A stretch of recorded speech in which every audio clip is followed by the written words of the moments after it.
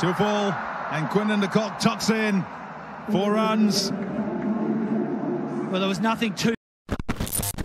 অভিষেক ম্যাচেই গতির ঝড় তুলেছিলেন লখনৌ সুপার জায়ান্টসের পেসার মায়াঙ্ক যাদব। পাঞ্জাব কিংসের বিপক্ষে ২৭ রানে ৩ উইকেট নিয়ে হয়েছিলেন ম্যাচেরা।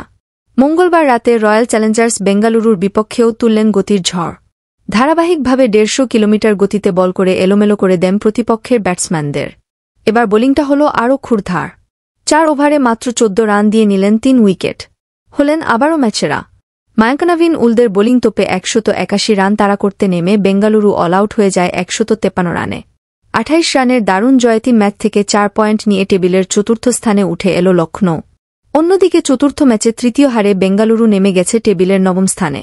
রান তাড়া করতে নেমে শুরুটা দারুণ হয়েছিল কোহলি ডুপ্লেসিসদের। ৪ ওভার ১ বলেই তুলে ফেলে ৪০ রান। এরপর কোহলি ফিরেন ২টি ৪ ও একটি ছক্কায় মোট ২২ রান করে।